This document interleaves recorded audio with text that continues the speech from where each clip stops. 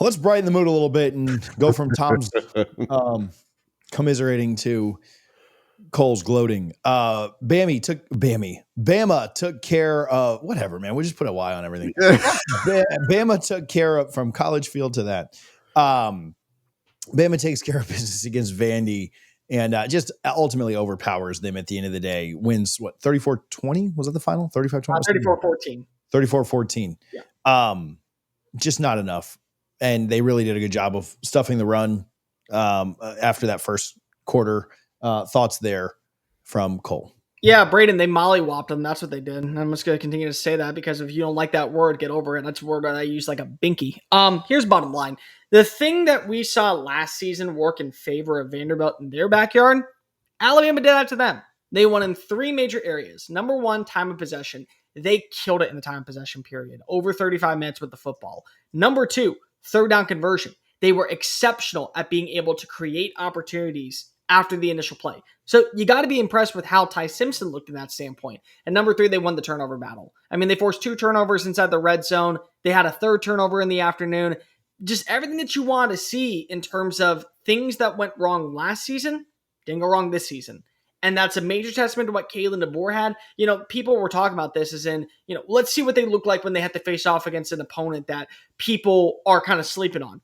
Nobody was sleeping on Vanderbilt. I mean, Vanderbilt had earned the right to be considered a top 15 team for the way that they were able to respond in their first 5 games. And Alabama knew that this was a game that they could not afford to lose, not because of, oh, well, they'd be sitting with 2 losses, but rather, we don't lose to Vanderbilt. We don't care what the record is. We don't care what the numbers say. We don't care how good of a season you're having. We're Alabama. You're Vanderbilt. We don't lose these type of games. And you know what? Alabama showed you a lot more is under the hood than just simply Ty Simpson. This is the first time since 2023 they rushed for 100 yards with 1 running back in conference play. I'll get right back to the video, but first, let me tell you about Sleeper's brand new promotion. We've been telling you guys about them for over a month now, but if you've been waiting to deposit because you're cheap like me or just don't want to put money in, you don't have to wait anymore. Sleeper will offer you a free $20 right now with no deposit required. Use our code CFA for a free $20 entry. First-time users still get that 100% deposit match up to $100. But if you've been waiting to deposit, you can go play right away. We'll talk about Sleeper more on our Wednesday live on the Power 2 when we play the more or less game before this weekend's action. Make sure to check out Sleeper's terms of use because terms and conditions do apply, but appreciate Sleeper for their support. Run and get your free $20 right now by using our code CFA. Jay Miller, 136 yards on the afternoon. And then you throw in Ty Simpson. The dude is just surgical. I mean, he literally is like a actual surgeon doing brain recognomy and maneuvering past the one nerve that will shut down the entire system. Like, that's how well he maneuvers. And like every 30th play, he forgets how to play football. And that's a little infuriating. But besides that, it's a night and day difference. He's so mature in the pocket. He does everything extremely well. He creates second chance opportunities for his offense. And then wide receivers are finding ways to get on open, which is just another thing that's really important. Like Ryan Williams didn't have a drop in this game, and he finished with 98 yards. Jeremy Bernard had 82 yards and found his way in the end zone. But guys like Latsier Brooks and Rico Scott, and even you could throw in Cole Adams in the past, have all started to grow and adding another level to this passing attack that has made Alabama so complete.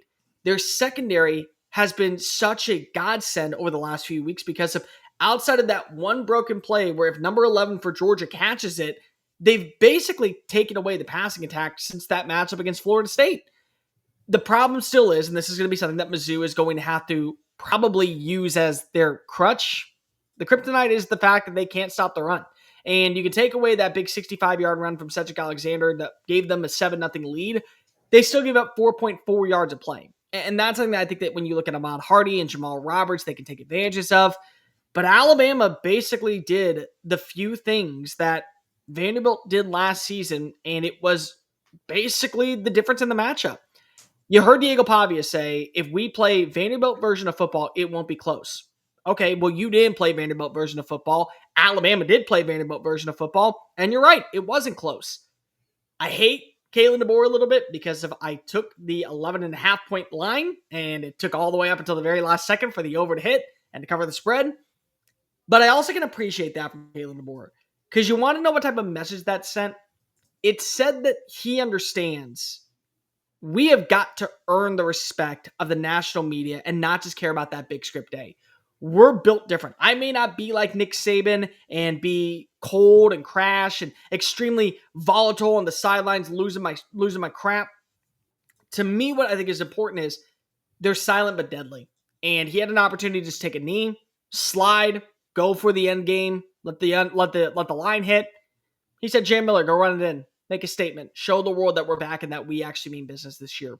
And once again, Alabama, we talk about them in such a negative light. And look at what we've seen. Now they're right back in the driver's seat to be one of the favorites of the SEC and probably in the